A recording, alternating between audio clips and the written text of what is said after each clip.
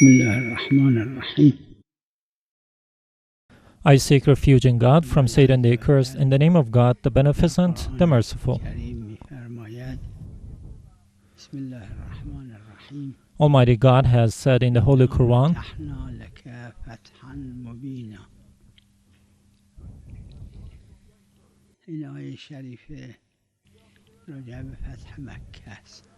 this holy verse of Quran is about the conquest of Mecca.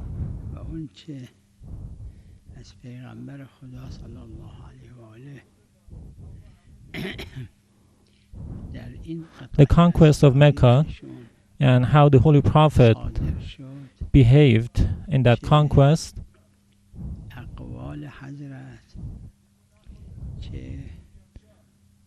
either the words of the Holy Prophet or the actions and the measures that His Holiness took in that conquest,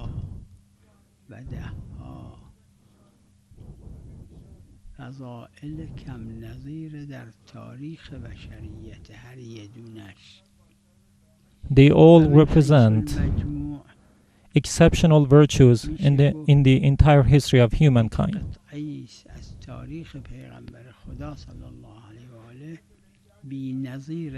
It could be said that it is a unique part from the history of the Holy Prophet of Islam.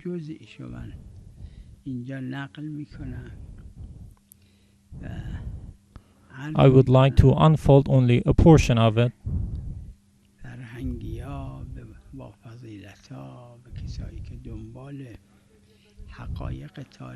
And I would like to address this to the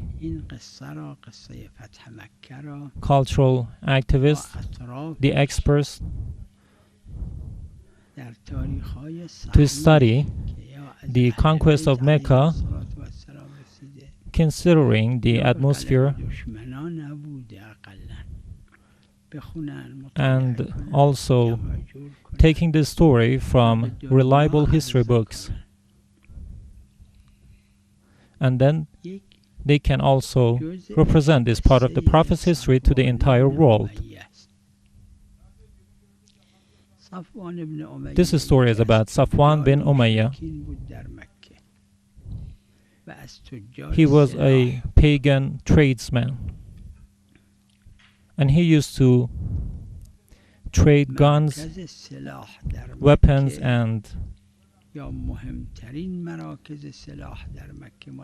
he was a key figure in providing the supplies of weapons for the pagans.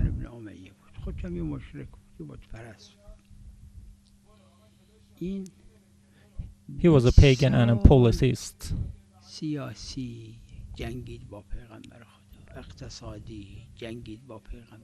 For 20 years, he fought against the Holy Prophet.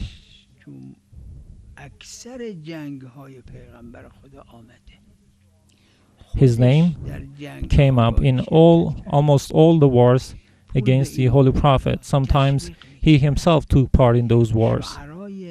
He funded those wars, supplied weapons.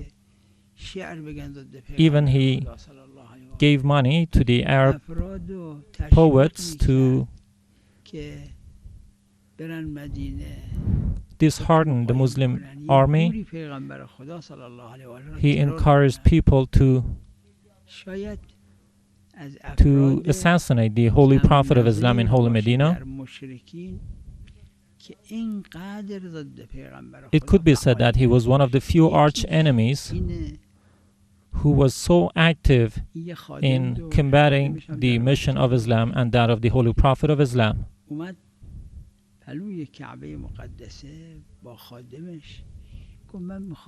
He was a married man. He and his wife went to the Holy Kaaba, and they decided that he would go to Holy Medina under the pretext of becoming a Muslim, holding with him a steel blade.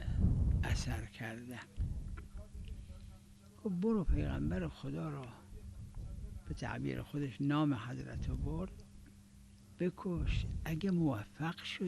plan was to go to Holy Mecca under the pretext of becoming a Muslim and then assassinate the Holy Prophet of Islam, and then the man was ready to pay the assassin any amount of money he would require.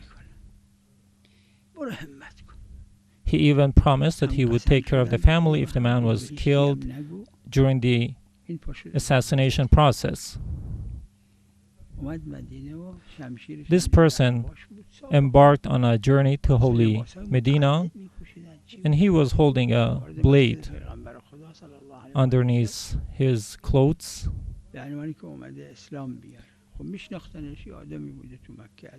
He visited the Holy Prophet in order to express his will to Islam. The Prophet was in the mosque. He was surrounded by the companions.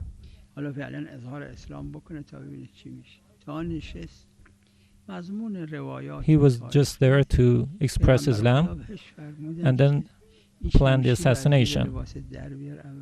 But on his arrival, the Holy Prophet told him, "Take off that sword underneath your garment." The man was so surprised. The Prophet then told him, "Do you wish me to tell you what are your true intentions?" And the Prophet went on and told him about that secret visit with Safwan at the side of the Holy Kaaba. This person was deeply moved, and he truly became a Muslim after expressing the testimonies of Islam. And he remained with the Holy Prophet.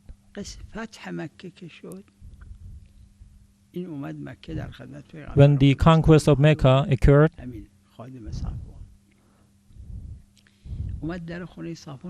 this servant of Safwan came to Holy Mecca, and he actually searched for Safwan, who had run away to the mountains. He came to the Holy Prophet and asked the Prophet to grant a pardon to Safwan, because he was a man that supported the family of the servant for many years. He went after the man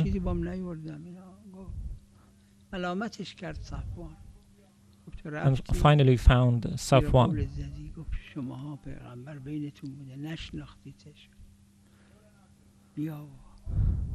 This servant told Safwan that the Prophet is an exceptional character, and he told him about the pardon. And Safwan said that if I can make sure that the Prophet himself has granted me pardon, I would accept it. But I doubted, because I was one of his arch enemies. Anyways, the man trusted the Prophet's words.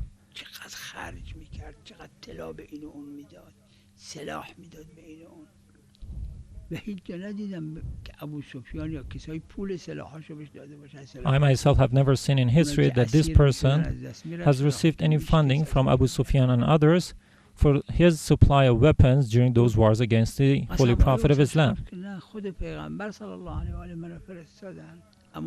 Safwan could not believe his servant to be coming from the side of the Holy Prophet.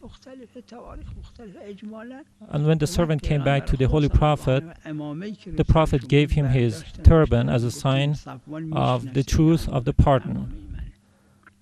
The turban was taken to Safwan as a sign of goodwill and pardon. And then Safwan accepted the pardon, and he came out of hiding. He didn't come very close to the Holy Prophet. He shouted, "O Muhammad, this man says that you have granted me a pardon. Give me 2 months of time for me to think about becoming a Muslim." And the Prophet said that you have even more time. At the end, this man became a Muslim. Safwan bin Umayyah became a Muslim,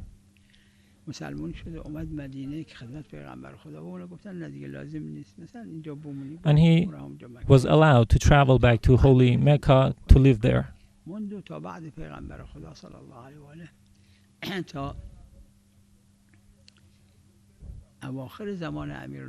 And he was alive until the end of the until the end of the reign of the holy Imam Ali, peace be upon him. His son was also, the son of Safwan was also a Muslim, and he was a very loyal companion of Imam Ali, peace be upon him. The great Allama Majlisi has quoted some traditions from the Holy Prophet using the narrations and traditions narrated by the son of Safwan.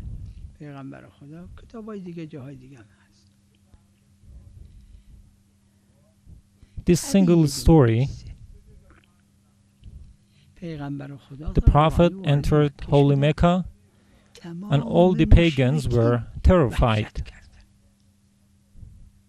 One of the companions of the Holy Prophet, without the permission of the Holy Prophet, of course, he went outside and shouted, "We will kill you so many that we would pile up the dead bodies on the streets." Because the pagans in Mecca had imposed so many wars and damages and losses and casualties on the Muslims.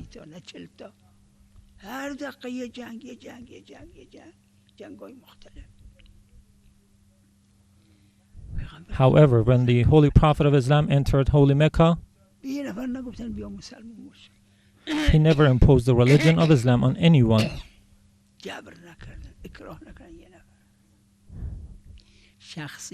A person like Safwan, if we read the history of Safwan and his actions against Islam, either when the Holy Prophet was in holy Mecca or when the Holy Prophet traveled to holy Medina,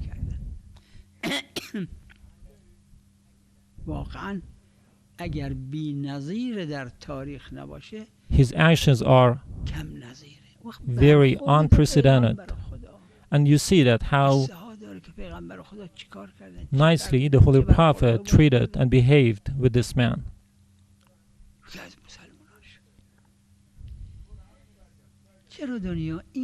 Why doesn't the world know about these stories?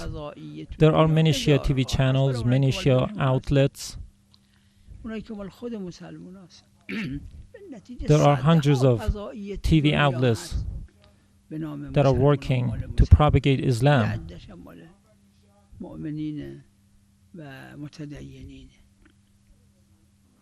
The single story of Safwan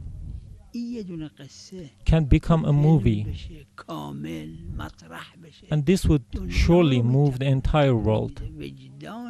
It would awaken the fitra, the conscience of humanity. We see that billions and billions are spent on making movies to disparage the picture of the Holy Prophet of Islam. We have to counter these media works. We need to be part of this work to counter this media campaign against the Islam.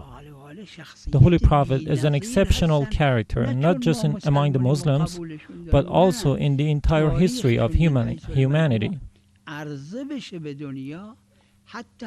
Even those people who actually oppose the Holy Prophet, those arch enemies, were moved by the Prophet's great morals.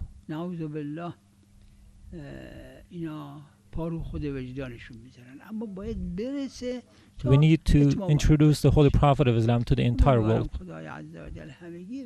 I hope that God Almighty help all of us in this path. May God bless Muhammad and his pure household. منهاجنا